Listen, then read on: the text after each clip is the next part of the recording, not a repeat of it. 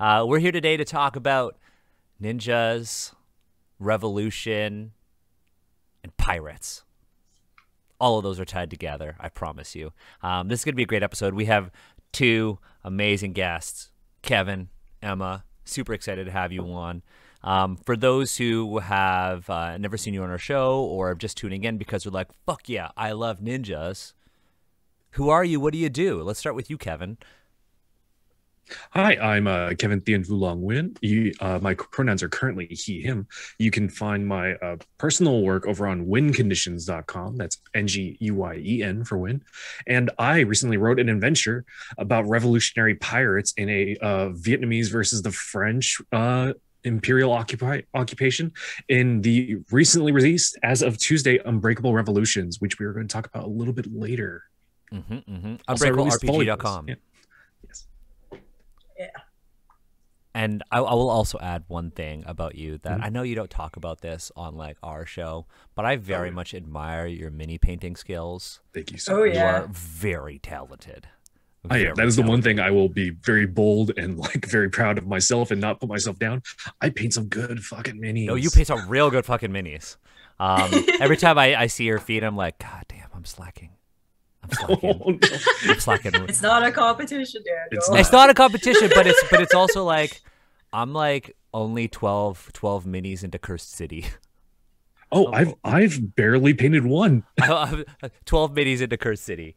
Seeing your Cursed City minis like motivated me. Be like, I'm slacking. I need to paint some of mine.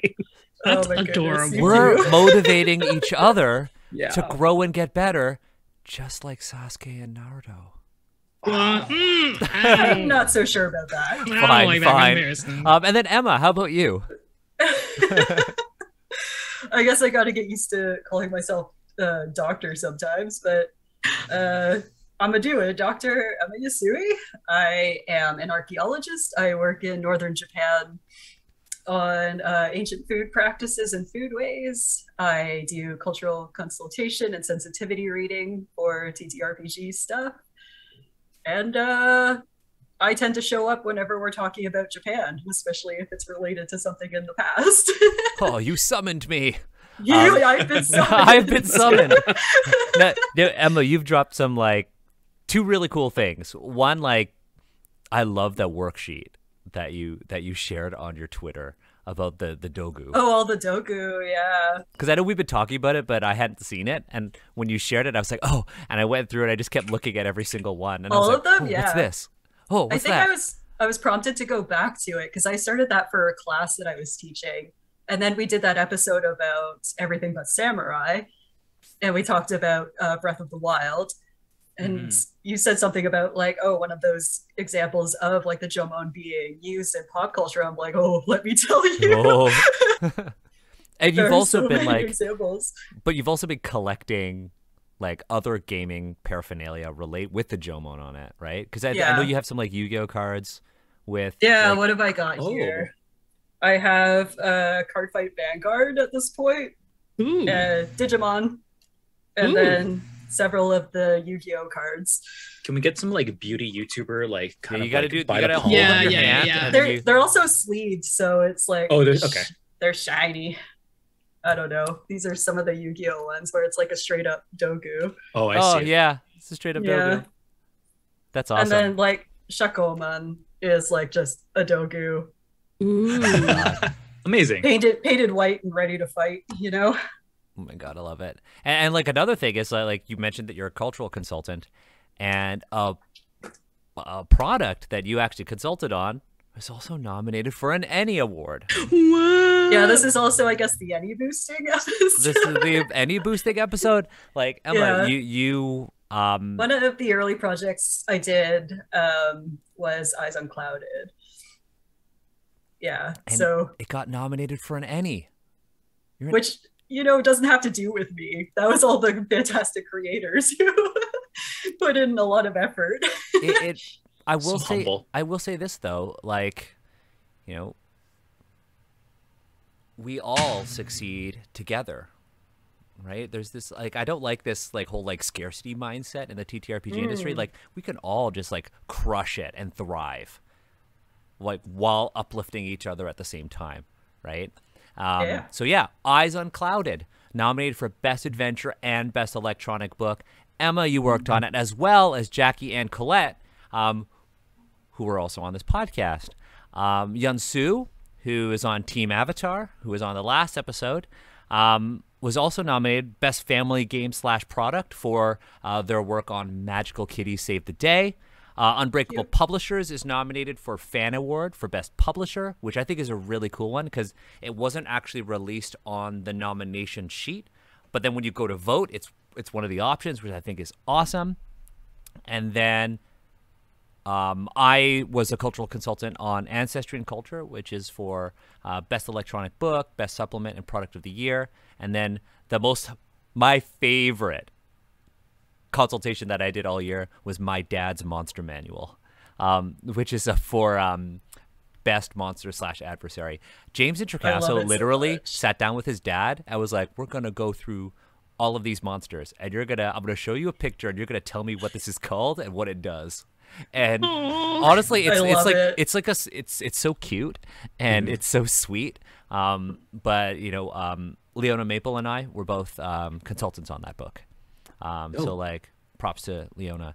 And then of course, this show that you're watching or listening to, Asians Represent, is nominated for our 3rd year in a row, which is wild for an Ennie. Steve, are you pulling up your Ennie? Yeah, I'm just gonna wear this. Yeah, just wear that. Wear this for the rest of the night. Is that like bad luck? Is that like, I don't know. I don't know. I don't believe in luck. Oh.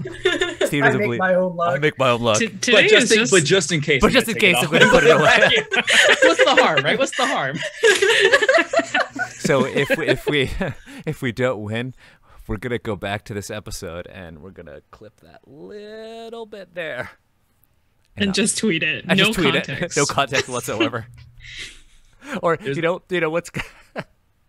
There's been a big like section of my life where like I'm like I don't believe in that superstition, but for the playoffs, yeah, I'm not gonna shave, like because you don't know, right? Yeah, like I'm not superstitious. I'm just a little stitious. I don't believe in monsters, but I'm still gonna walk really fast as soon as I turn out the lights in this room. Yeah. You know when like when you're a kid and you're in the basement and then you turn off the light, you're like, and you Just run up the Yeah. stairs. Yeah. I would like to coin the term like pessa-spicious. I think that is like What? like what's the risk of having this superstition? None to me, might as well, right? Like that just makes sense. Oh my God. That's Yeah, actually just in like case. another thing that I don't know if anyone else does is like when I'm showering, I always like every time I have to open my eyes after like water has been running over it, I'm always like, let's do it. Showers, though, like in movies, that's the place where everything bad happens, right? Like, It's Wait, I'm you're like, yo, naked I'm and gonna get vulnerable. strangled by like long hair for something. So Yeah. wait, like every time you you're like you got water in your eyes, you go "Huh!" when you take your hands off your eyes. Is Yeah. that- Just throw some Yeah. punches and then open your eyes. Yeah. feel that. Considering like- I'm still a person who will not fall asleep with a fan on, like 100%, like don't worry. Have you seen that? Have you seen that video by Wong Fu Productions about like the sort of like Asian superstitions? Mm-hmm. Oh, No. so funny. I'm gonna I'll share it in our show notes for everyone. It's I felt very seen. when you said that, I immediately thought of the fan, and I was like, the fan's gonna Oh, kill yeah. you. The fan death stuff, yeah. Oh God. We got so off track there. Oh yeah, but yeah, Ennies were nominated.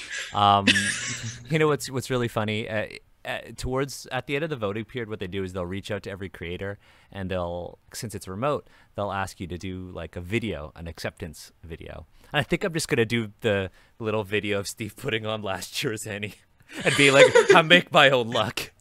And that's it. I'm just gonna submit that, and then when they're on Twitch, and if we win, that video's gonna pop up. That's beautiful. What a power play. I'm into that. We could put together like a whole thing. I think it might be funny. We'll figure it out. But yeah, Asians Represent is nominated for an Ennie. We definitely don't take this for granted. We're so grateful that we even got nominated in the first place. Look, the Ennies are like an incredibly flawed award. They are very much the Teen Choice Awards of, you know, the TTRPG industry. But that said, if you win Best Kiss at the Teen Choice Awards, or if you get slimed at the Nickelodeon Awards or whatever they're called, like, that's great for your career. And I love to see, you know, creators of color, I love to see marginalized creators thrive at an award show that is predominantly white. And that's why I think it's super important to go and vote for the Ennies, because you are showing the industry with your vote that these marginalized creators and their experiences, their stories, and their skills are valued and mattered outside of their communities, which I think is so, so important. So go vote. Really, it does wonders for folks. I would love to see Unbreakable Publishers win Best Fan Publisher, so that, you know, other creators who have worked on Unbreakable, like Steve, Kevin, right? And in the future, maybe Agatha and Emma. Maybe. There's maybe a lot of volumes coming. There's a lot of volumes, right?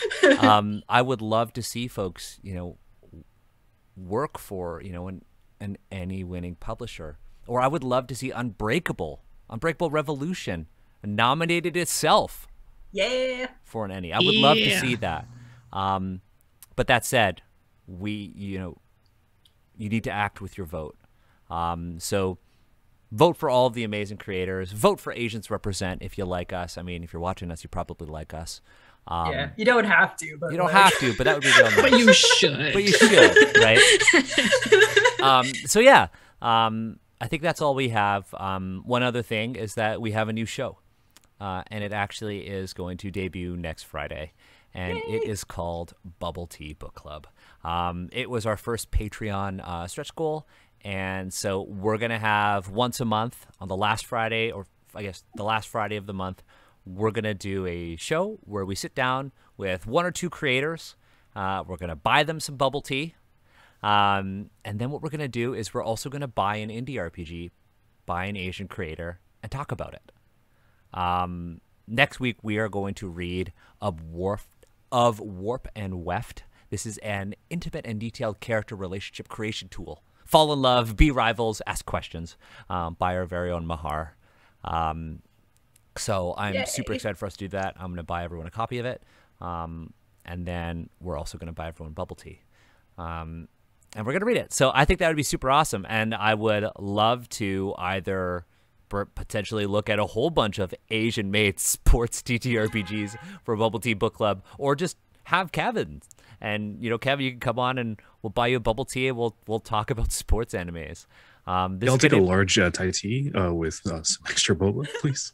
Yeah, we can make that happen. Yo, we got you, fam. We got you. So I'm super excited that show is happening. It's just another way for us to uplift more creators, highlight, you know, more people's work, and of course support more people. And that wouldn't be possible without our patrons. That said, it's time to talk about Ninja. It's time to talk about Ninja. Ninjas have just appeared. I have been really excited about this episode for a really long time. And by a really long time, I mean for 2 weeks, because that's a few weeks, yeah. Because that's when we came up with this idea. That's when we came up with this idea. And by we, I mean Adam Ali and I. And Adam Ali and I were talking about, you know, future episodes and things that we could be doing better on Asians Represent. And Adam Ali said, you know what we should do? We should try to have, I think it's really valuable to have episodes where we're like, hey, instead of painting Asians as like a monolith, let's just focus on Japan or China. But another thing we should be doing is, you know, like talking about various Asian cultures with people with lived experience in the same episode. And Adam Ali was like, what if we talked about like ninjas and like assassins, like the Hashashin, and like the history of both of them and how they're portrayed? And I was like, this is a dope idea. Let's do that. And then Adam Ali was like, great, let's do this date. And I was like, awesome. And then Adam Ali was like, I can't do it. And I was like, that's okay. Because as we were doing research into like the ninja boom in like the 80s and all the different depictions of ninjas in TTRPGs, I think we realized that this is like a huge topic. Likewise, the Hashashin and portrayals of assassins and Islam is in and of itself a very complicated topic. So that episode proposal ended up being split into 2 mega episodes. So when Adamali is available, we are going to talk about assassins, historical assassins. I'm really excited. I think it's going to be really cool. I would love to try to bring in a guest. But the guest I have in mind isn't Asian, so we as a community would have to talk because their expertise is well suited to this. But we could talk off air about that. But that said, we're here to talk about ninjas. What is a ninja? And why are we talking about ninjas? Steve, we read Oriental Adventures in its entirety, and then Steve, Emma, we read all of Legend of the Five Rings. Yeah. In its entirety, and we talked about ninjas, and Steve even cosplayed as a Scorpion Clan. Are they specifically referred to as ninja though? They aren't. So But they they're aren't, yeah. But they're mysterious. And I would love to talk about espionage and subterfuge and intelligence gathering. I would love That's to the talk. other thing too, when it's like ninjas and Hashashi, I was like, ninjas aren't necessarily assassins. So Yeah, so why do we start with that? Who were ninjas? Because before we went live, we were talking about the greatest ninja of all time, the Beverly Hills Ninja. Because Kevin brought that up. But that's not a ninja. What is a ninja? You see ninjas in a ton of media. We were talking about Naruto, and Steve was talking about Ninja Scroll. And we were talking about Beverly Hills Ninja, and then we were also talking about the Three Ninjas. Oh my god, yeah. And I played a lot of dating sims where you date historical figures that were ninjas. Super popular, yeah. And that's the thing. We're probably going to focus on the D&D gaming representations of ninja, but Japan is straight up obsessed with the idea of shinobi as well, shinobi ninja type stuff too. Perhaps slightly different. They both feed off each other, but this isn't just a one person or the other. A whole lot of people are real into ninja. Yeah, people are super into ninja, but I think it's interesting to see the sort of popularity of ninjas in Japanese pop culture, and then kind of contrast it to the popularity of ninjas in Western culture and Western pop culture, because they're different. Right? They get used differently, yeah. So and at different times. So what would be what are some key differences that you've seen? When I was doing some research, they said that I found out that the first American film to feature ninjas was a 1975 movie called The Killer Elite. Yeah. And the first Western movie to start that big 80s ninja boom was a movie called Enter the Ninja in 1981. Enter the Ninja is iconic in 80s film cinema. But those ninjas are very different from the ninjas we see in Japanese pop culture, because ninjas had been in Japanese cinema for a really long time. Since the mid 1700s, I think. Maybe earlier, maybe late 1600s. They became a really popular character type and depiction in theater and kabuki and woodblock prints and things. So some of that gets blended in where, because it's fairly historical, 1700s. But those depictions are all very theatrical, but have really flavored how people then look at earlier records of what would actually be potentially perhaps shinobi activity. So there's a whole lot of looking backward with a particular image in mind and then trying to find evidence of that. Right. And there are a bunch of historians that have been all right, rein it in, everyone.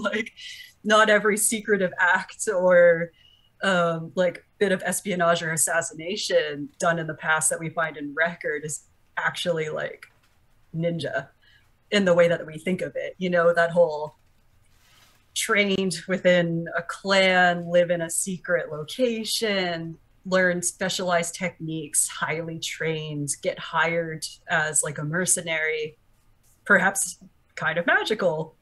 and, you know, have like specific weapons and techniques that would be referred to as ninjutsu. But like, that is a bit of a mess. What about like a historical text like the Bansen Shukai? The Bansen Shukai. Yeah, so that is, I believe it was produced by the two heads of Iga and Koka, which are considered like centers of ninja training.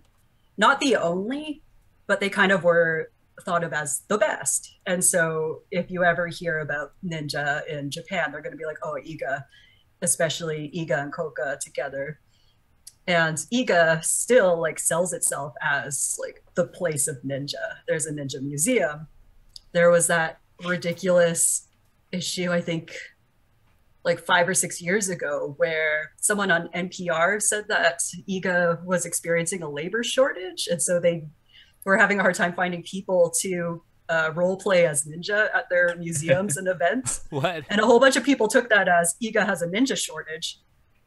And like people around the world started contacting the government of Iga and was like, I'm ready to be a ninja, sign me. I've received the call. I hear you, the signal. Yeah. We see So, that. like- We said again also in Breath of the Wild. Yeah. The Yiga clan. Oh yeah, that's The right. Yiga. I forgot Yeah. about. Yeah, that's right. Yeah. So like, yeah, there were these things. Iga and Koka definitely existed. They did have some of the best trains, like spies and people who performed shinobi like stuff, which is just like infiltration, spying, causing unrest behind the scenes. But like it's really gotten blended with this whole like all dressed in black, Yeah. having special techniques, although a lot of historians now are being very careful to say like ninjutsu is a collection of like espionage tactics and skills. They are not a specific martial arts technique to the ninja. They are collections of things that let you do secret ops kind of stuff. Right. You know? It's like tradecraft. That Yeah. that all dressed in black thing. When I was doing a lot of research, folks were talking about how, you know, you mentioned kabuki theater and how they actually had folks who were dressed in black to be, you know, background, like shadows and operate Yeah. things. And then they mentioned that, like, you know, if you look at early prints and woodcuts, you'd see these kabuki scenes, and then there'd be somebody be like, and people would be like, Yeah. oh, it's a ninja, but it's actually a stagehand. Yeah. And then they later, still do that in theater, right? Yeah. Everyone dresses in all black leotard so you don't get seen, right? Yeah. Yeah. and then they said yeah. that they would have like stagehands who were actually a ninja character and be, huh, Yeah. huzzah, I'm here. Surprise. Yeah. I feel like I rambled a little and got away from the original question. It was what is a ninja, and I think you kind of brought up the definition of the ninja is kind of like changed because of like tourism, pop Yeah. culture, and Pop you know, culture. Yeah. And then And like a what- cultural nostalgia. or just like the process of Yeah. writing history as well. there's a lot of romanticism, and then because some of the documents that are straight up historical, like coming out of the 16 and 1700s, like that's very much historical, but they're also already looking back. Like there's a few hundred years between like the Sengoku period and when some of these ninja manuals like the Bansen Shukai were actually published. And the Bansen Shukai itself, I've read some stuff that they think this document was produced because Iga and Koka wanted to prove to the ruler of Japan at the time that they were the original and the best, and so should continue to be considered that and to be hired. Because after a certain point, anyone who could say like, I'm from this region and I can do that job you want would probably get hired. But Iga and Coco are like, no, please don't. Like, over here, hi. We have the book on it. But yeah, history is a mess. And there's a lot of influences. And that's something to keep in mind with the North American, the Western representation of ninja. Because there are pretty distinct phases of what role ninja play within media. So some of that 70s and 80s stuff, you got to think about like what was happening in North America, especially America at the time, that influenced what role ninja played. So a lot of Right. times they're super sneaky enemies. They are the yellow peril. They are the faceless threat. And you gotta watch for some of those things in not just media of the past, but what you're going to do now. Am I making a faceless enemy that's okay to kill because they're not really human? They're just an enemy. Right. And then, yeah, that was like 70s, early 80s, into the 80s and 90s, we see like ninja being marketed toward children more. Because we get like Ninja Turtles and Beverly Hills Ninja and even like Karate Kid to a degree. Like some of this stuff is selling East Asian tradition and martial arts to a younger audience.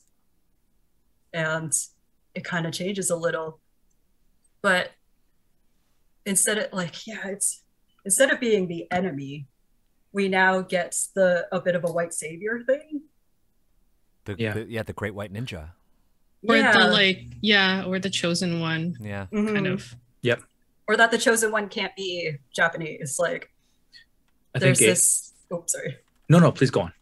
There's this trend, like I think that shows with the whole Iga thing that happened in real life, this idea that traditions, in particular arts, especially martial arts, are being discarded in Japan and lost, and that it is the duty of individuals from outside of the region to uphold and bring it back and re-educate people about their own traditions, which is also very much that chef that thought he was doing Mochi a favor.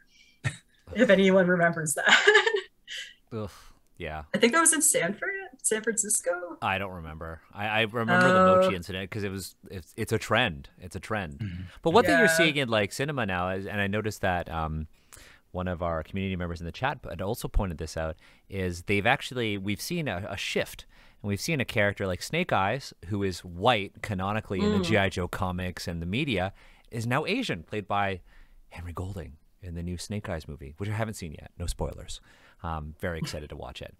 But yeah, that's a really interesting point about like the phases of the role ninja play in media, because in games like you bring up the white savior, and I have this game for the hero system, and it's literally called Ninja Hero, and it's got like a white dude, right, being the hero surrounded by faceless ninjas. Yeah. It's quite the read. It's quite the read. I think I got this for like $3 at my local store. But Talk about that discount. talk about the discount. I think that's really interesting, because one criticism I think that we sometimes get is that sometimes we talk about old 80s, 70s media, and a lot of people feel like it doesn't apply to today's tabletop RPG space. But I think it is incorrect to say that doesn't have effects on how we actually interact with our RPGs today. Absolutely. So I've actually pulled up D&D 5e's take on ninja. So if you actually do like a search of ninja for all D&D 5e, two things come up. The first one is actually a monk subclass, which is called the Way of the Shadow. Oh yeah. So, which is really interesting, because to preface before I read out the quote, monks are, in my opinion, very much East Asian coded. They're Asian coded. Yeah. A lot of people actually, from my experience, deny that. They say that monks are more divorced from cultural stereotypes, which I think is something to unpack a lot of. But if we read Way of the Shadow, it says these monks might be called ninjas or shadow dancers, and they serve as spies and assassins. Sometimes the members of a ninja monastery are family members forming a clan sworn to secrecy about their arts and missions. Other monasteries might be thieves' guilds, so on and so forth. Regardless of their methods, the heads of these monasteries expect the unquestioning obedience of their students. And the reason I want to bring that up is because I think that particular passage and the way that's kind of written, if you see monks as being Asian coded, which is something that I view, and I cannot speak for other people that might not see it that way, but if you do, and then you read this text, there's an intersection there that I think is very interesting, which is that, we have this way of the monk, way of the shadow, and there is a monastery devoted to spies, being a spy and being an assassin, and it's using the and word there, with unquestioning obedience. And I thought that was just very interesting about the perception of the intersection of being the nebulous idea of what a ninja is, and also being Asian within a tabletop RPG. Yeah, I think anybody who would say that the monk isn't Asian coded is lying. Yeah. I mean, like they straight up have chi. Let's they straight up have chi. When you first told me that the ninja in D&D were a form of monk, I was like, oh, because they were the Asian ones, and that was the easiest thing to do, because ninja most certainly were not monks. And what's that interesting, whole like religious thing is like weird. So what's interesting is that ninja in older editions, if they were actually like written directly, were not a subclass or like a specialization of other classes. They were trained as a ninja. Like that was their role, that was their occupation. So in 3.5, AD&D didn't have ninjas as playable race or playable class, except Oriental Adventures, which had like other baggage and whatnot. But in 3.5, level 1, you could be a ninja, and like you have a specialization and whatnot. That was interesting because ninja were basically built on the rogue archetype, but were worse at it. Basically, everything that a rogue could do, a ninja could do worse, and it felt very jarring. Do you remember what book that was in, Steve?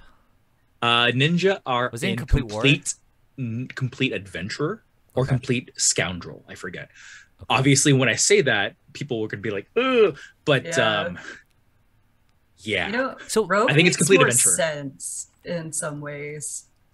So I'll say this about like the older editions of D&D, and I'm not like defending them. Like there are very clear balance issues with the old ones, just because they were so loose with that like license.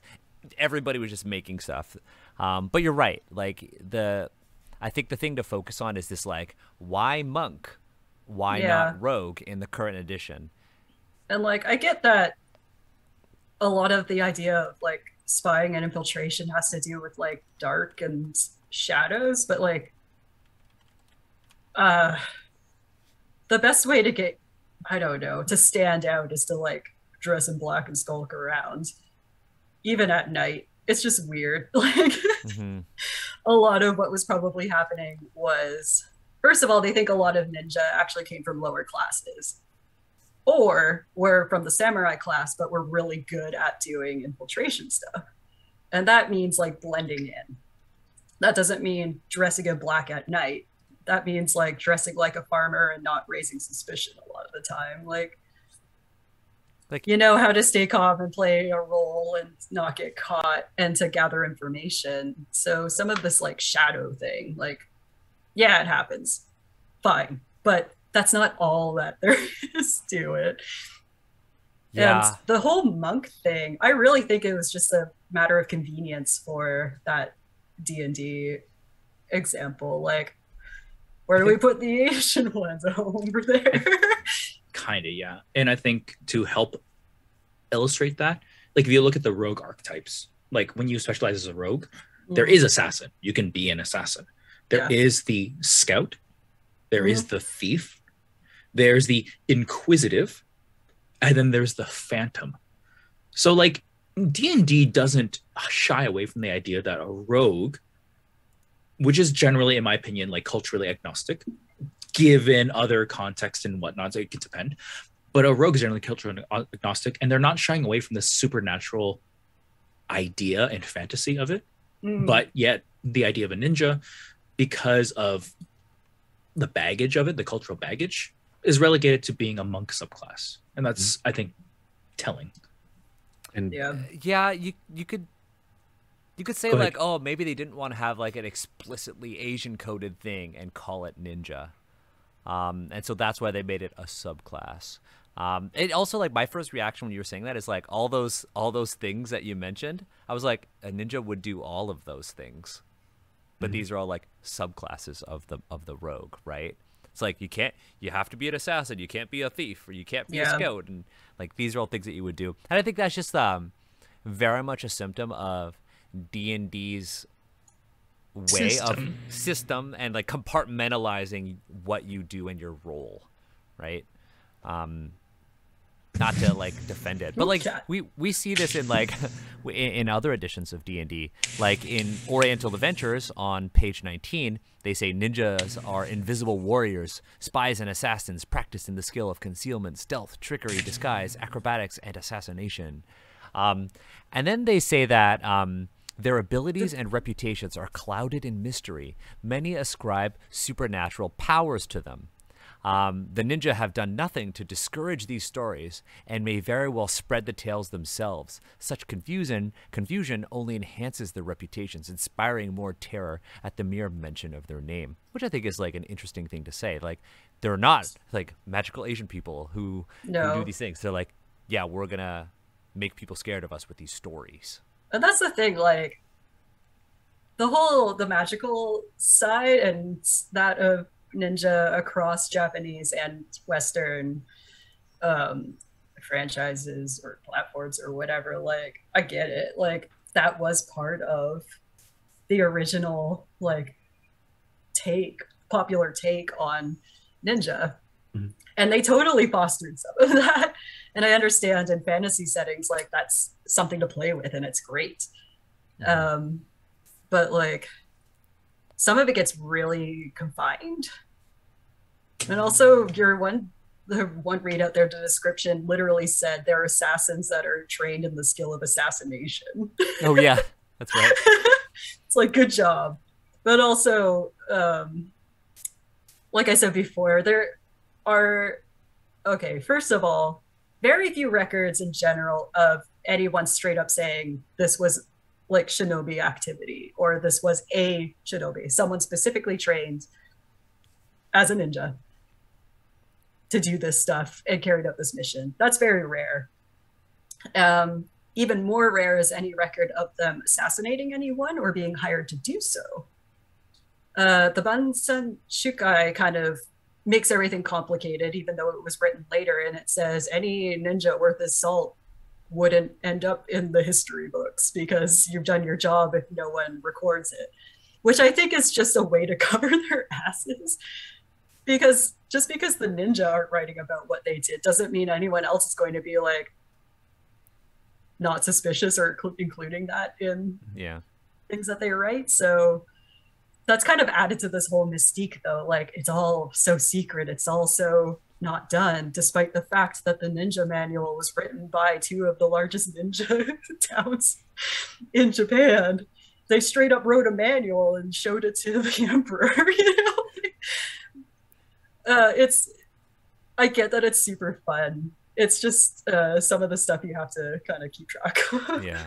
You mentioned you say shinobi. Like Shinobi, like what is what's the difference? Is there a difference? Yeah, that was my question too. There's I've certainly heard both. But yeah, there's no real difference. It's two different readings of the same word. So it's ninja or shinobi no mono. So it's ninjutsu or shinobi no jutsu. It's just the character reading is different. And you might see earlier stuff like 1990s and earlier referring to ninja more often. And more recently, people have switched to shinobi. Or you'll see like a lot of academics are like, no, we're going to use shinobi to distance ourselves from more popular imagery. So we're going to go with this other reading, which is supposed to be older and more like acceptable in the past. So it's the exact same thing. Is it the same characters? What do you mean? No, so you mean like in terms of yeah, okay. The actual like it's shinobu, I think, and sha, like the person or a person who does, like it's essentially just people who do sort of not secretive, I don't want to use that word, but more the concealed or whatever stuff. I'm failing at words right now. It's their branding. Oh my god! Were you gonna segue into that thing that I wrote in the notes about branding and the word ninja? I was, but first I wanted to ask a question that's off script a little bit. No. And because I have Dr. Yasui here, I'd like to ask, because I know there's the ninja word, which is very popularized. Shinobi is getting obviously more popularized. But in Naruto and other media, the word kunoichi. Kunoichi, yeah, a female ninja. So I don't know why. oh, okay. So like, maybe it's like another branding type situation where there's just a different word, a different character. I think that is also very interesting because you also see that being used specifically in Naruto and other media for like specific narrative purposes. There are a lot of like B movies too that are like kunoichi, and I think it is just to emphasize that they're femme instead of not. And I don't always know why, but I might be because they're a lady associated with dragons, but we can never know. We can never know. It's really funny because that game Black Desert actually has two separate classes, the Konoichi and the Ninja. Okay. They're two separate classes, so if you play a Konoichi, you have to play a femme character. If you play a Ninja, you have to play a mask character. That's very in the style of Korean MMOs. Yeah, though. it very much is. Yeah. They really like to gender lock classes. Love for some that. reason. So like there's this thing, and we see this a lot. Like I wrote in my notes like the appropriation of the word ninja. Like it upsets me, and I put a note here to note Daniel's frustration. When you search ninja asterisk, when you search ninja, the first thing you see is the gamer. Yeah. Oh right. Yeah. Tyler Blevins. Oh yeah. Okay. If you search it in academic journal searches, all you get is stuff about like coding and security. So both ninja and shinobi are like processes and programs. That's what I got. I was like, oh, so many papers. Oh no. Oh, interesting. Yeah, there are very few papers. There are a lot of public academic books that you can get. I would stay away from anything published before like 2000, but like you're not getting a lot of academic stuff, even though everyone's so interested. We should get a list from you of interesting sources. Reading list. Oh, yeah. Go on a reading list. Thank you, Doctor. Yeah, Kevin, you were going to say something. I was just thinking, going off of what Steve was saying about like D&D, and like it's so interesting to me in like the greater, in like sort of out of tabletop, that like ninjas are like so narrow in Western media in like their function and their presentation, whereas like functionally they are the same as spies would be in Western media, and spies have like such this wide breadth of things they can do. Like there's the political thriller, and then there's the assassins, and then there's like this romance spy, and like ninjas are just the assassin or like the faceless enemy, pretty much. And it's just like functionally same thing as far as I understand, and it's just really interesting that like this Asian coded one is like so narrow and like really just it's really constricted it, whereas the sort of Western typically white coded version has so many more options and is like able to do so much more, and also the things that the other one can do. So it's like, hot take, Kevin, is James Bond a ninja? No. but James Bond fights ninjas. He fights ninjas. That is one of the early. That was the early ones. I mean, really early popular representations. Yeah. Sean Connery really tried in that one where he did Yellowface. He tried so hard. Oh god. You brought that up. Okay, great. Yeah. Hey, we don't shy away from that stuff here. You know God. what's interesting? You know, Kevin, you mentioned that like really narrow sort of depiction of a ninja. In preparing for like talking about assassins, you know, in AD&D there are 7 rogue kits that are kind of related to assassins but kind of cover these different things. There's literally a rogue kit called the Barber, and you frequent bazaars and you dispense advice and you cut people's hair and you provide medical care. But you're also like a social character. There's like the Beggar Thief, the Holy Slayer, who's literally like the Hashashin, the Assassin's Creed character. And then there are like wandering thieves and merchant rogues. It's very interesting that in other editions of D&D, you actually see, you know, this kind of diversity of potential ways to play this one character. I think it's really interesting to think of a ninja with all these things like espionage, you know, thievery, assassination. I like There that are they. specific terms too. Like Oh, even yeah? in some of the records, there are different types of ninja depending on what they do best. There's a straight up term for one that's really good at laying still in the grass and gathering information. Like What's the term? I think it's like it's something to do with grass. So it's like kusa something something. I'm just gonna write in my notes. I would have to look it up. One who is really good at lying Yeah. still in grass. Yeah, so like if you have patients that can sit in the grass for like in the long grass for a long time, that's what you were hired to do. Yeah. I hold my turn. Yeah. You just lie. I wait there. and I watch. Yeah.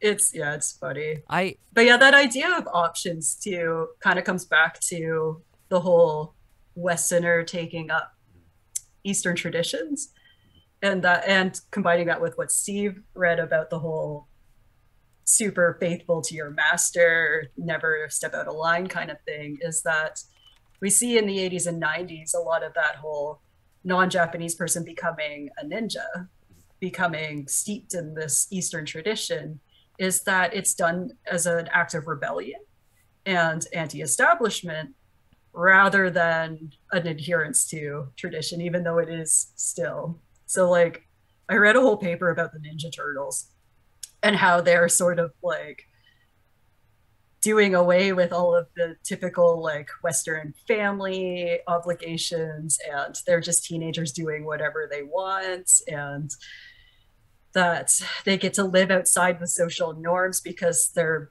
mutants and turtles, but also ninjas. Like it's really wild how much this person read into Ninja Turtles. But like you see kind of that theme in other things, like you're outside of society, you're kind of doing your own thing.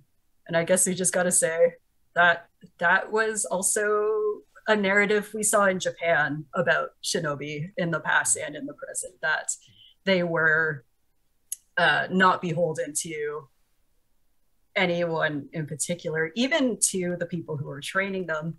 I'm sure there was relationships there, but it wasn't sort of that strict, like you do everything I say, hold these rocks for 10 hours kind of crap, you know? Like there was a real, you are, I don't know, not doing things the same way, and often used for like political upheaval purposes. And some of this gets messed up with that idea that they weren't samurai. That's another big one to watch for. If anyone's description of a ninja is just the opposite of a samurai, like you're not going too deep there. If everyone's like, ooh, they fought from the shadows instead of standing square and staring each other down with swords, it's like, samurai didn't do that either. Right. Like, what's his name? Musashi? Like one of the best ones. Some of his duels he won by hiding in the bushes and attacking his opponent early, you know? Well, didn't he show up late? He showed up purposefully late to one to frustrate the guy. He showed up late one time too, in a rowboat. Yeah. Took his sweet time. He, on the way over, whittled one of the oars down into a stabbing stick and killed his opponent with a sharpened oar instead of his sword. Like he was so, like, we call that a pro gamer move. Read some of his like his stuff. Like this idea of that super noble romantic samurai has been used to kind of create the image of the not so noble and very behind shadow kind of ninja thing. But it's like that's a lot of like fabrication on both sides. Yeah, it's like, oh, we are Iga. We made this manual. Ninjas come from here. Yeah, look at us. We're the best. Hire us. And they were all like, nah. Starting with like Oda Nobunaga. He was not ninjas? about Iga and Koka. He wiped out Iga so hard, and Koka was like, "Oh, please no, we'll be loyal to you." He's like, "All right, fine." We didn't make this. Wait, so who made the Bansen Shukai? Is that Iga or Koga? I am under the impression that they both kind of had a hand in it. Okay. But I would have to fact check that. I think it was the head, like the two really high ups at the time worked kind together. of went in on it. But I'm not sure why I have that impression and would need to check a source. Yeah, we could look into that after and then put it in the show notes. I love this, the theme of anti-establishment in the character, because that's something that you don't see a lot of in classes in D&D and TTRPGs in general. It's like, hey, this character is, they act, in these very nuanced ways. And, maybe they're a mercenary, maybe they have a political agenda. And I would love to kind of focus on that and the idea of revolution, especially with the release of Unbreakable Revolution. Kevin, I would love to talk about Days of Powder, Plunder, and Plot. So for those of you who don't know, Unbreakable Revolution is it technically volume 2? Did we confirm that? I should have asked. By name, it is not volume 2, but it officially is the second release of the Unbreakable series by Unbreakable Publishers. The second Unbreakable book, Unbreakable Yes. Revolution, is a collection of Asian-centric adventures that showcases the versatility of Asian stories with a plethora of tabletop role-playing systems and rule sets centralized around this theme of revolution. And when Jackie was like, hey, can you do like an Unbreakable thing on Asians Represent? I was like, yeah, no doubt, I got you. What's cool? What goes with ninjas? Pirates. I don't think this actually happened. I don't want to throw Jackie under the bus by saying Jackie from Unbreakable said that ninjas are pirates. He did not say that. Now you've said it, and someone could clip that. I mean, that's like the classic pairing. Who's going to win, a ninja or a pirate? That's like the classic like pop culture pairing. The Deadliest Warrior, ninja versus Exactly. pirate. I hate that you brought that up. Fuck. Did all of you watch that show? I It was the Yes. fucking that It was the episode worst. is the worst. Yeah. I'm getting mad. Agatha, now. did you That watch? is the Did you ever worst watch this show? episode. Okay, No. so there was this show on Spike TV called Deadliest Warrior, and then each Yeah. episode, I've watched, I think, one of them before. each episode they would basically, for the audience, take one historical warrior from one culture and then another, and then basically say who would win in a fight, and then they would do these not so Pseudo-scientific. Yeah. And like they divorce like the warriors completely from the cultural context in which they fought and the environments. It's It is very like it is white privilege, toxic masculinity, all like rolled into one Spike TV show. That's the entire channel. Spike TV is just like white privilege and toxic masculinity all rolled into a channel. But that particular one pisses me off so much because you watch that and you watch the Asian man who is talking through like the best of his ability of what to do, but everyone else on the show is white. And you can tell he's like trying to make it a good piece of media to consume, but he's getting direction to like not say certain things. Like the biggest point here is that they don't allow the ninja to use any gunpowder. And that is the biggest piece of bullshit. Like, if you're gonna have pirates versus ninjas, and you're gonna say, "Oh, the ninja doesn't get gunpowder," well, then, like, what are we even talking about here? That's And a, like it they know super Ninja had pisses guns, me off. right? yeah, they had Yeah. guns. And then they did these They used awful, them too. awful So- reenactments. So it pisses me off because it actually flows into this idea, and this is actually a very harmful idea, that anyone outside of the West was savage and like couldn't develop technology like the West could because they were so enlightened. And that has real ramifications. This is justification, or it helps to justify violence against certain people. So that particular episode, I think, is actually a piece of propaganda.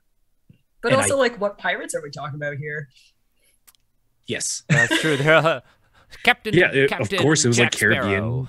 Yeah. pirates that they featured. Not like no mention of the fact that like some of the most prolific pirates in the world were of Eastern and Southeast Asian descent and roamed those waters, and Yeah. it still do to this day in some cases. And it's just again like So- just very narrow so- boxes for Asian so people. Kevin, Yeah. I'm also a Viet, but I'm gonna say that I actually know very little about like the pirate history from like a Viet lens. Mhm. I've done my own research from like a Chinese lens and whatnot Mhm. because that's a little more accessible when you Yeah. like, Google it. Mhm. But could you walk me through kind of like pirates and how that intersects with Vietnamese culture and history?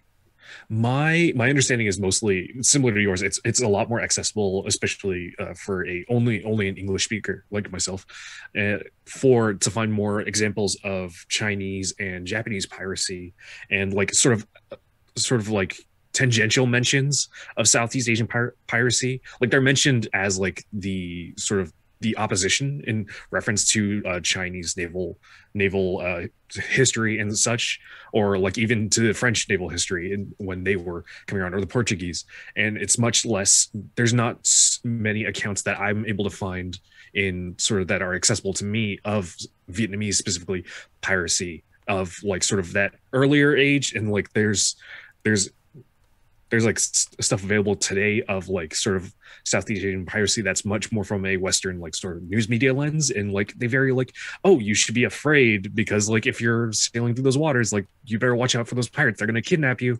I'm like, yeah, they're a threat, but like let's not like blow this out of proportion the way it's a whole thing.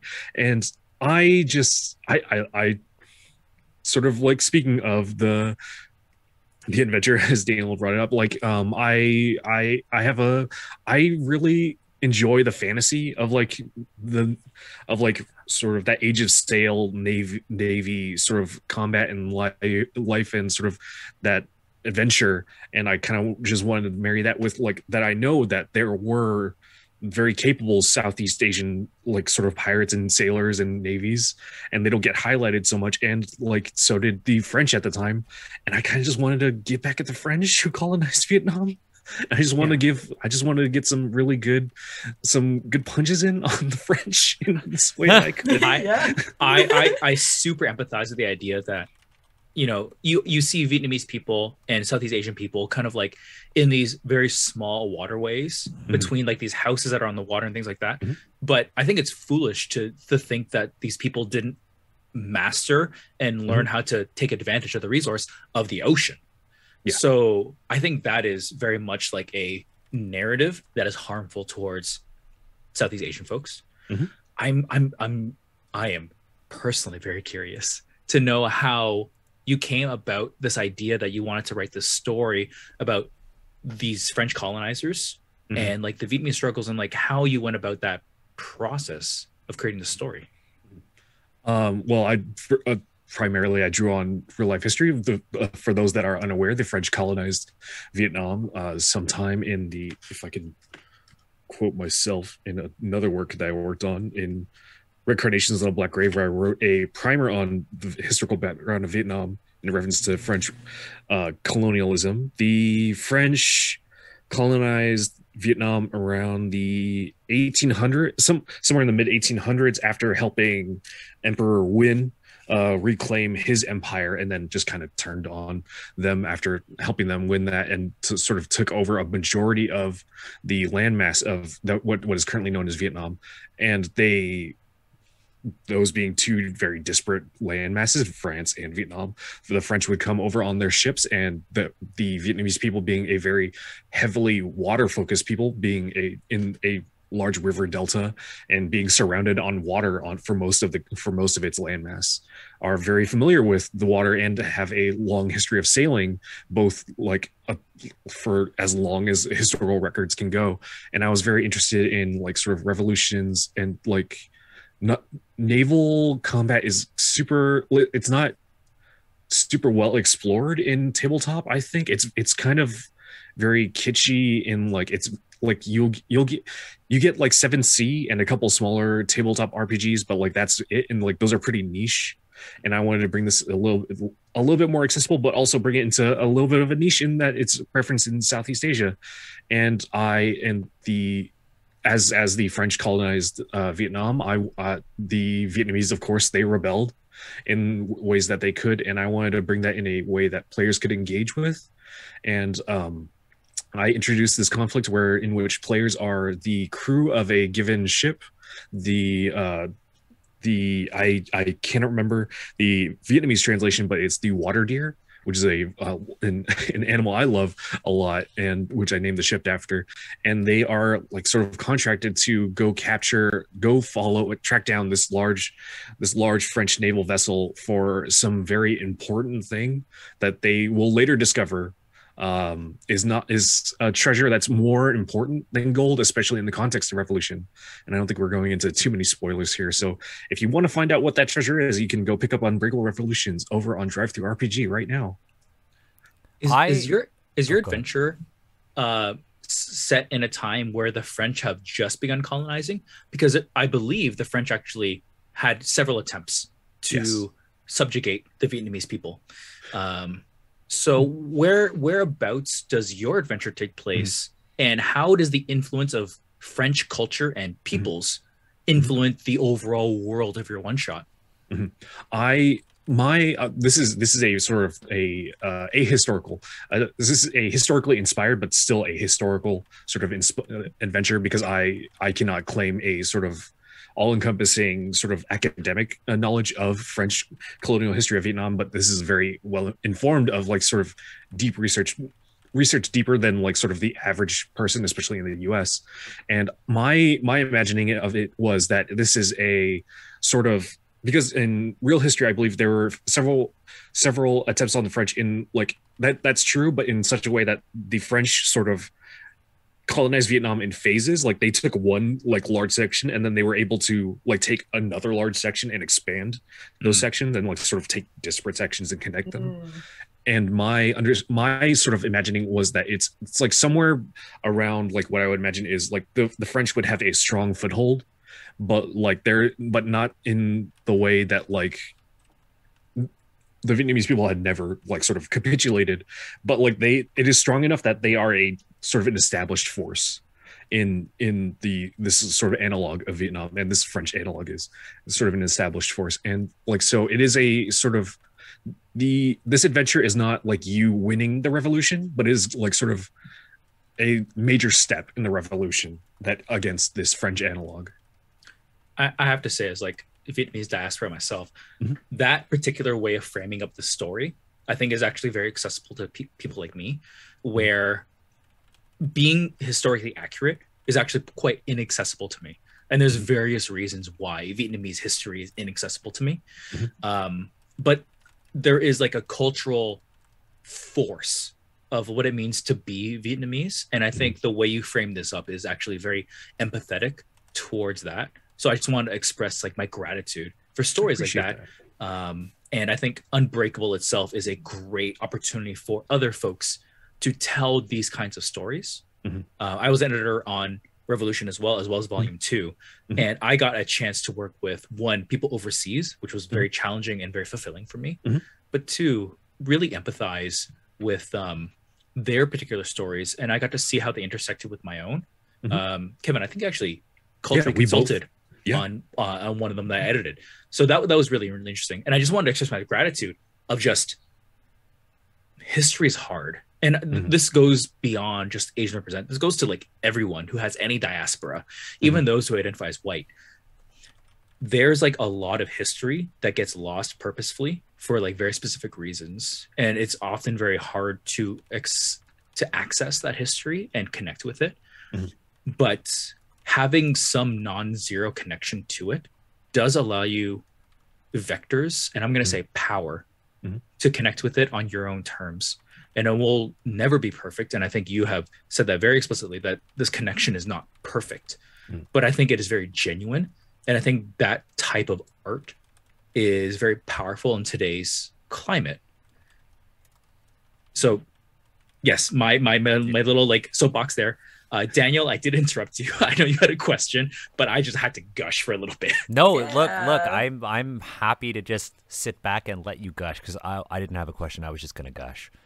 Okay. Yeah, so I was just gonna gush. So if I can continue here with keep gushing. With more questions here. So we talk about pirates and like the Vietnamese culture and whatnot. So could you tell me how a typical person who like plays tabletop RPGs, how is a Vietnamese pirate in your campaign different than what a pirate that they might see in like Pirates of the Caribbean, which is, I think, like a big like media influence? Sort of circling to my point on the way ninjas are portrayed in Western versus Eastern media, they're kind of not that different.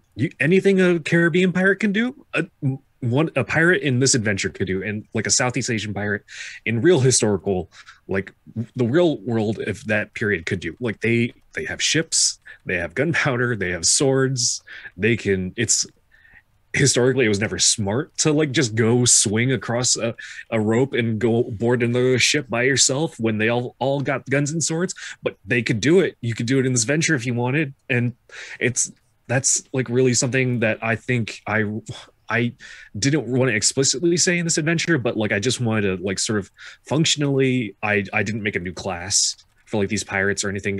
This adventure is optimized for for the Black Hack, which is an OSR system, but it is being OSR, it's accessible to a lot of different systems, and it's the adventure is designed much more as like sort of these are broad narrative points that you can do and like suggestions of mechanics, and not so much like it's not super restricted to the system. So you can take it into 5e if you like. You can take it into something like Blazes of the Dark, Bands of, or anything like that, Morkborg, if you like, any of those like types of games. And there's no like class, so like mechanically, just like in real life, mechanically anything a Western quote unquote pirate could do, one of these Southeast Asian pirates could do. So knowing that, you know, mechanically there is no significant difference that you might see, like, oh, this is like a Vietnamese pirate ship versus a non-Vietnamese pirate ship in D&D 5e. I'm actually curious to how you guide the GM and players to signify that, you know what, this is a Vietnamese story we're telling about revolution. What kind of guidance did you provide in your text? I think I didn't provide any explicit guidance, but like sort of implicitly the tools available to like the characters are much different than the tools available to the opposition.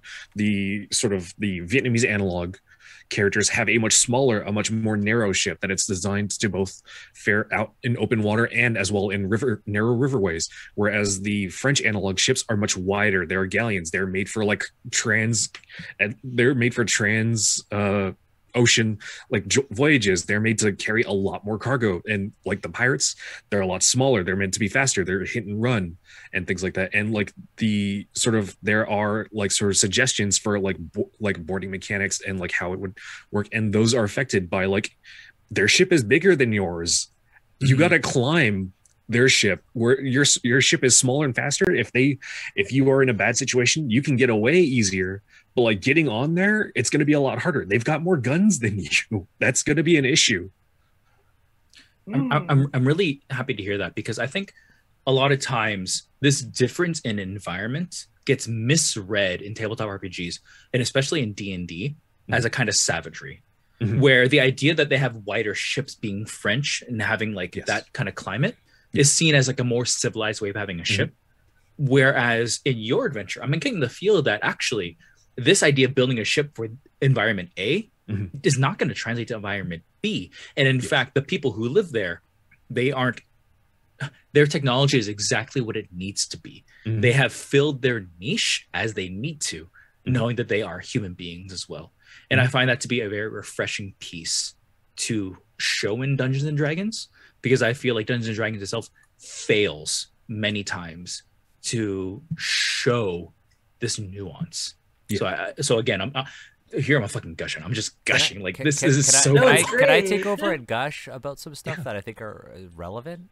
Please do, because if I gush anymore, I'm just gonna like be unusable for the rest of the podcast. I mean, we should go back to Steve gushing, because I really like this. Because Steve, great. Okay, here's the thing. I like seeing you be passionate about the topic and what we're talking about, because I think, that comes from the heart, and that's real, right? This is a reason. This alone is one reason to buy Unbreakable Revolution, right? I'm looking at one of the things I think you do a really good job of is one of the things that you'll see in like some other adventures that feature multiple cultures is that they'll create a sense of another by putting pronunciation notes just for the Asian names. But what I love about this is that in this adventure, you put pronunciation notes for both the Vietnamese and the French names, which I think is a really cool detail. Really cool detail. So I worked as a sensitivity reader. So I was one of the 2 sensitivity readers on this volume. And your adventure is drastically different from the one that I edited. I edited the adventure that came in the chapter before yours. The Big Rat, Don't Eat My Millet. It's a Chinese adventure. But what I really thought was cool is that this was for the Black Hack, because I think the Black Hack is excellent. And I love that, one thing that's really great about this is that all the different adventures in this book don't say this is for OSR games, because you say this is for a specific game system. And then you talk about similar ones, because then you could use this for like Knave, or you could use this for the White Hack if you wanted to. I think that I see this selfishly as like a fan of OSR products, is that I think that Unbreakable Revolution is a great way to really uplift Asian folks who are fans of the OSR genre. Right? Because when you think about the OSR, a lot of people are like, oh, the OSR sucks, or the OSR is bad. And I take that very personally because like I have published in the OSR space and I am a fan. And I know that it also hurts, marginalized folks who are in a similar position.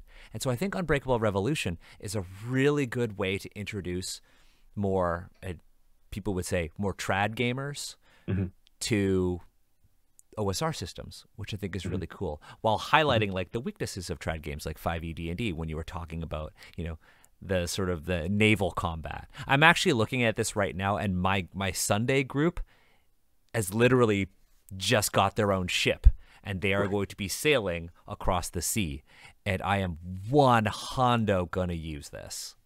I missed the session where they chose a crew. Oh, you missed a fantastic session. We had a 3. It turned into Emma was at a wedding, but our group had a 4-hour session where it was just job interviews for ridiculous pirates that I made. So I'm showing up to a crew that I had no say in, and we'll see what happens. Like most crews, most ship crews, I imagine.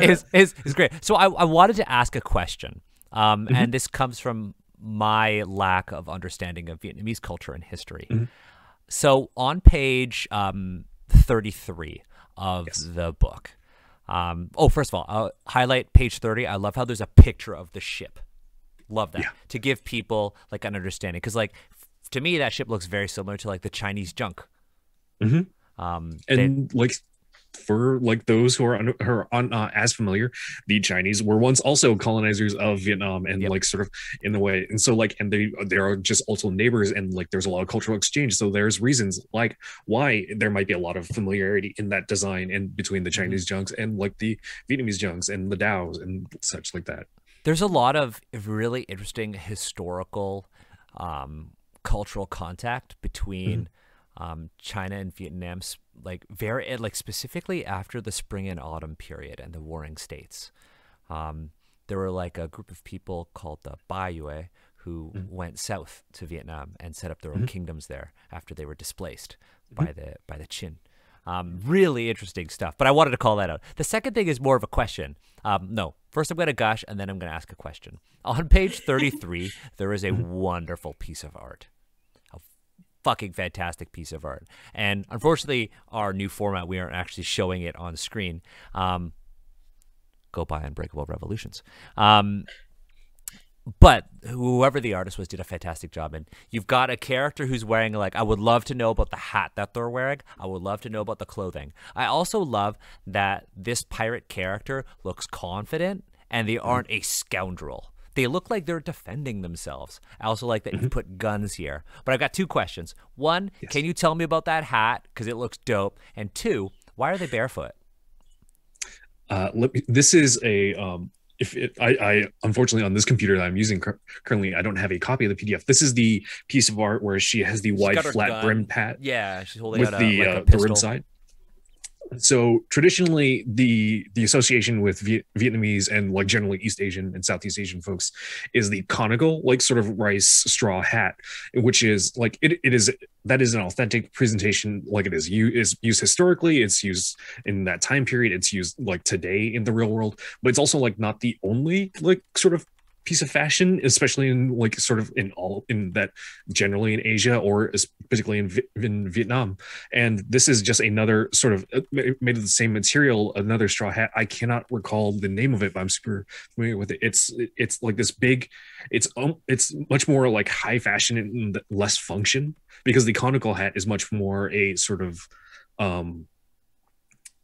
historically there was no middle class, but like sort of a more peasant class sort of piece of attire. It's functional. It sits on the head a lot easier. It's well suited for like labor and such.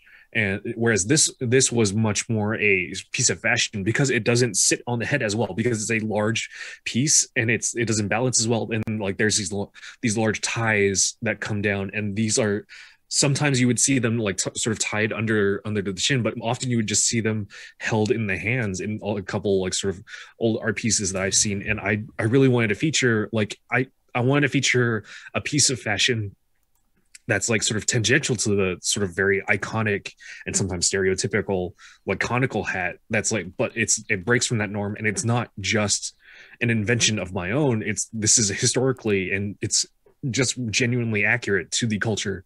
And like I wanted to show, I worked with this artist. I had two artists that worked with me on this. Let me go through my Discord list. So I just found a really cool picture. I just put a link in our Zoom chat of this hat. Yes, like that's really cool. Oh, do you know what that looks like? I know this. Did it ever? Yeah, it's really neat. I'm trying to look for. It's called a. Oh, I'm going to say that wrong. Non Kwai Tao. That is a sick hat. I have to see it. Okay, so I'm gonna post that. I think so. That's for our listeners here, I would describe it as a mooncake that floats above the head. So it is designed as if it like doesn't even touch your head, but it has two very large tassels and like a very large strap for the user and whatnot. It is clearly like an idea of like elegance and prestige. So I found it. If you were a person who looks at this hat, you would be like, that person wears this hat for a very specific reason, and it's not because it's functional. So it feels like a headdress instead of exactly. a hat. The name is supposed to be a combination of the words hat, strap, and tassels, that is so interesting. So it is it's a hat traditionally worn by women as an accessory to finer garments. Really cool. And then they would have like little embellishments with like silver ornaments. So what's really funny to me is that like being Vietnamese diaspora, I saw this picture and immediately like I got rushed back to my childhood. Like I've seen this hat before, but it fell out of fashion for various reasons. But this is absolutely like a Vietnamese hat. And like I see it and I feel very much like the author and artists had to very much like be aligned in it, because it's hard to show these cultural signifiers in a way that's subtle, nuanced, but also very powerful. So I cannot wait to get my copy of Unbreakable because I need to see this art in my hands, because it's going to bring me a lot of joy. It's incredible. And for those of you who are thinking about buying, there is a delay in getting the physical copies of Unbreakable. I wanted to call that one out. There was like I actually really like how. Did you catch a fly? A fruit fly? I got a moth. A moth? Oh, yeah. That's worrying in my opinion. No, it's the building. We get them occasionally. It's all good. Sorry about that. I really appreciate their commitment to like the quality of the product and how they didn't rush to go and be like, we're going to print this subpar thing. So if you do want to see the physical copy, the physical prints of Unbreakable are quite nice. Like Unbreakable one, Steve, I don't know if you have it on you right now. You usually, or Kevin. It's all the way back. Kevin's there, got it. Mine's over there. It's a nice blurred out thing. Yeah. Oh, you got to do the. Oh, there we go. Let me just unblur my background. Y'all can see the mess of my room. Hey, it's okay. It's all good. Unblur that and flip to your adventure on Unbreakable Volume 1 with the Owl's Eye. I would love to showcase that on our stream. Podcast viewers obviously can't see that, but the Owl's Eye is like a great cultural signifier of Vietnamese culture, but also has a like cultural baggage, which I thought was great that you added that in there, because we can be very surface level and be like, oh, it's a beautiful piece of garment, so on and so forth. And if the group wants, we can talk about like influences. Like, why is it such a prevalent piece of garment? What does it mean? How did it come about? I think it's great when, you know, we take ownership of these things, right, and use them in our work. So I don't want to have the second half of my question go unanswered because I really want an answer. Sorry. Answer my question. Answer my question. I want the knowledge. I want to do put the knowledge in my head. For the audience, that little kid. Have y'all seen that video of a kid? It's like a little kid who's like opening at school and he's got the pages of the book and he goes to get the knowledge and then flips the page. It's so cute. That sounds fucking great. Anyways, I want to know why she's barefoot. Like, that seems to be an intentional choice, and I'd love to know why. Historically, I am not sure how accurate this is, but in my own history, I found that on boats, I got around a lot easier when I was barefoot because things are wet and slippery, and I don't know what it's like walking around in sandals. And I just imagined, like, also, like, my logic there was like, if they were sneaking on the ship, like, it's a lot quieter to be barefoot than to have, like, traditionally the sandals were, I think they were like dried bamboo was typically the sandals of that time, and those against a hardwood deck, those are going to like make some noise, and like you just take off your shoes, you get some more grip with your bare feet, and like typically Asian folks walk around a little bit more barefoot. The feet are a little bit more calloused. So it's not as odd a sight for Asian folks to be walking around, even outside in like sort of nature, to be walking around barefoot. So it's not as much a like sort of concern as it would for someone of a culture that typically that wore shoes like sort of all the time, even indoors. I think that French. Like the French. Yeah, I think that's awesome because in this piece of art, so the central character is barefoot. So in the narrative, I'm like, okay, so she was the one who boarded and got on and led the charge. But in kind of like the background of the art, there's actually another Asian character who's wearing shoes. So like, oh, in this narrative, maybe they're coming on after. They're this main boarding party. Yep. Like, that's really cool. Okay, cool. I really wanted to know if there was like a particular reason, if it was an active choice. What, Agatha? So, I will add that, not from like a Vietnamese background, but like from like just Steve, being barefoot has a ton of benefits for me personally. And it is very much a feeling connection with like the ground that you're on. And I don't mean spiritually, I mean like physically. You can feel a lot more that's going on with your feet that's going on if you train yourself to it. So you'll actually see, you won't see it in the Olympics anymore. I think there might be actually a rule on it, but deadlifters will wear shoes while they deadlift in the Olympics.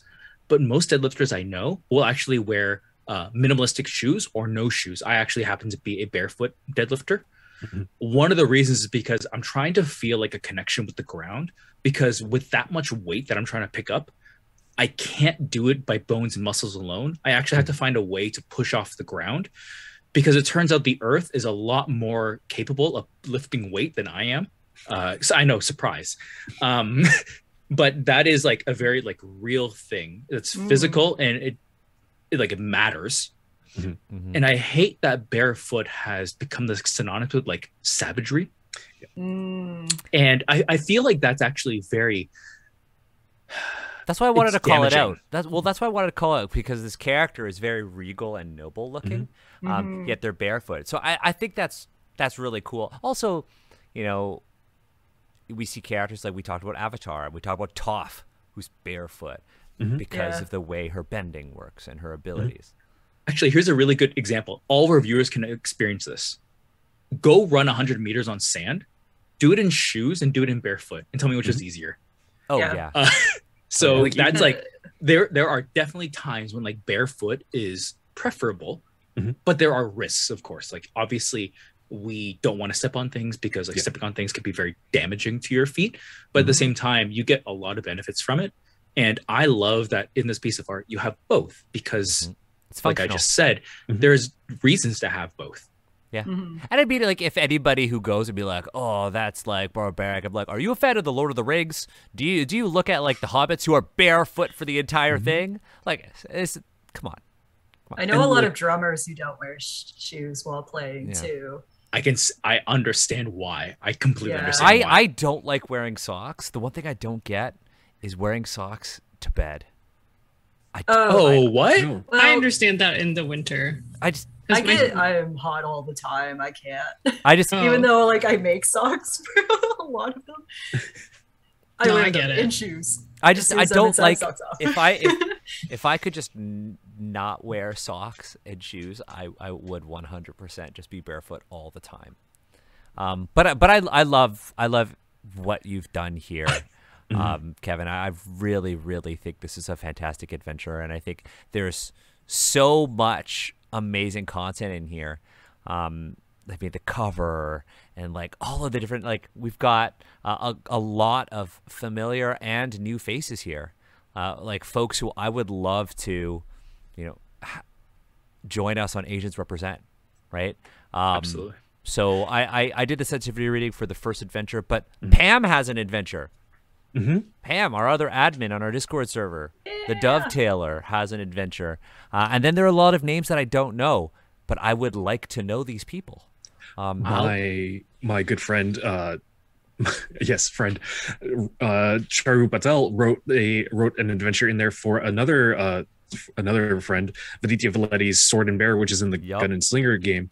And like those are both, it is a South Asian person writing a South Asian adventure about their South Asian culture using a game by another South Asian person. So like there's so much synergy there, and I love that. And like I being friends with both of them, I know they're both very happy that like they both like really clicked, and like they saw parts of each other's work that like, no, these like you notice this about my work and you notice this about my work, because they share this same culture. And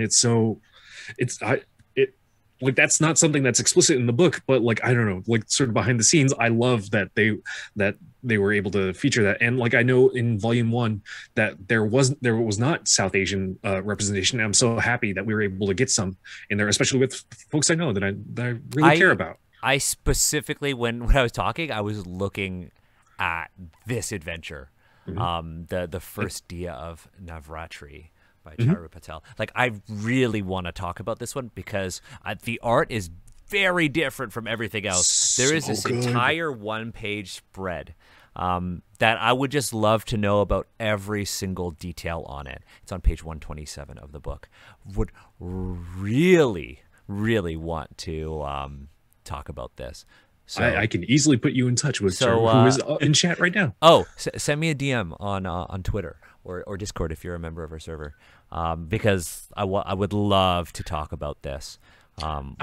I would also like to add that Unbreakable, based on like my promotion of it and whatnot, I really try to push that for folks who are new to writing, editing, creating in the tabletop RPG space.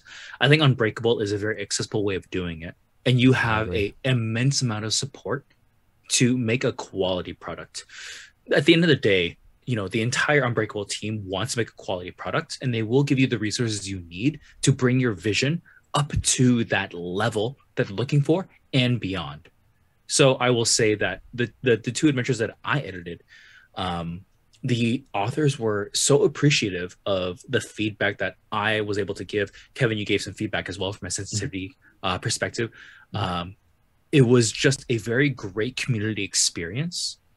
And in that, not only was it a great community experience, I think it's a great way to illustrate that oftentimes people think, oh, it's Unbreakable, it's an Asian thing. And it's not just East Asians. It is as wide as Asianness is an identity. And that actually is very difficult to do, because we always tout that Asianness is not a monolith, but it's actually very hard to live that. It's very hard to interact with that and engage with that. And I think Unbreakable is a great way to... It's funny because Unbreakable is about not breaking our spirit, but at the same time, oftentimes we have to break apart and understand who our identities are and how they are unique. And in that way, we break ourselves apart, and then we come back together and we make this like wonderful, beautiful piece of product. Yeah, actually, I'm looking at the all of the list of artists, and I see that like Ink is here, and like I met Ink at like, was it Queen City Conquest, like years ago. We still need to have Ink on the podcast. We talked about this a long time ago. And then Mia is also one of the artists. Mia is actually going to be on Bubble Tea Book Club, the inaugural episode, next week. And Herman Lau did a whole bunch of art here. Herman did our Magic the Gathering wrap-up art. Oh, yeah. Yeah. So it's so cool to see all of these different names and all these people who I don't know, because people that I don't know are people that I want to know. So Absolutely. I would love to try to have as many of these folks on the podcast, if over our many episodes. But I would love to, if you, Kevin, can facilitate it, let's have Charu on, Yes. so we could talk about this adventure and all of that art and all of that like visual language that I'm really fascinated about. I'm going to interrupt Daniel. I'm so sorry, but Yeah. I know we're going to run over, but I have to ask this question because Sure. this is a great opportunity. Kevin, as you were going through your research, considering that, like, I've already told you, like, in diaspora and like it's really hard for accessible stuff. What is the one piece of Vietnamese history that you researched and you were like just wowed by it, so that I know what to look up after this episode is done? I just it's so hard because like it's my sort of passion is like so much more the sort of this grand arc of between like this sort of, in like, if we romanticize it a little bit, this sort of struggle between Vietnam and all of these outside forces that kept like sort of pushing in on it, and Vietnam sort of still persisting, and sort of like, even though they like sort of like were on the back foot at sometimes and like sort of took serious losses and has experienced severe deep tragedy both at home and abroad, and even from within against itself, that like it still persists and it still refuses to like sort of become, sort of like capitulate and become something that it's not, and but also sort of take from all of these sort of these other things, and like, because like Vietnamese culture in itself as we know it today is so heavily influenced by these cultures that were once sort of they're maybe unwelcome or welcome at times. Like sort of, there's a lot of French influence in the architecture and cuisine. There's a lot of Chinese influence in also the cuisine and architecture, and like sort of the language of Vietnamese used to be based on Chinese characters. The name Vietnam is derivative of the previous Chinese sort of designation of the area, and there's so much of that sort of this really strong persistence in this grand arc of Vietnamese history against otherwise really what other folks would like sort of label as impossible odds, and yet it still persists, is like really what really speaks to me and like makes me really proud of my cultural heritage and this history. And I'll say this is and I'm sure Emma, you can appreciate this too. A lot of academic research is really inaccessible if you are not already based at an institution and have institutional access to materials. Yeah. But that said, I mean, it's nice to have friends like I don't have access anymore, but I can just message Emma. I'm not saying message Emma. What I am saying is, if you're doing research and I've offered. Yeah. And like, it's worth knowing that even authors who would like to share more widely, that's what I was. Thousands of dollars to do open access, and some people can't afford to drop $8,000 to have their article go more broad. So what I'll say is, if you're doing research and you find like the name of a scholar who has written a paper, but you don't have access to it, send them an email. I've been doing that for a project of mine. Shout out to Dr. Olivia Milburn at Seoul National University, whose book is $500 US. And it's too much, but Dr. Milburn was super kind and just emailed me the chapters that I needed, and was super excited. Had no idea about anything TTRPG related, but was just super cool. So you'll find people who have really, really niche academic focuses and who are super passionate and love what they do. Send them an email. Be really polite about it. Send them an email. Explain what you're doing, and how you found them. And oftentimes they'll respond by saying like, hey, you know what? This is I would love to share this with you. Publishers make most of the money, so a lot of academics are just happy to have people interested and to do something fun. And you know what I'm going to do? I'm going to take all of the academic papers I've published and I'll make them available for our patrons. I'll post them onto Patreon so people could read about smoking pipes and pottery. You did like the Ontario smoking pipes? Yeah, I did a whole thing about learning and getting high. Hell yeah. So I'll post that for our patrons. Nicotinia, Rustica. what is it? Rustica, yeah. Rustica. Tobacco used to be a real strong. Real strong. Vietnam has a great cannabis culture. I'm just going to put that out there. There's a lot to talk about, but given its current area on the world stage, it is very hard to find research about it because Vietnam is, of course, shown as a industrial, hardworking people. But I will tell you that my dad, who is a farmer, he is the cannabis whisperer. He grows things, and I don't understand how he can do it in the climate that he does, but he grows things that would put people to shame in major cities. Sorcery. I love it.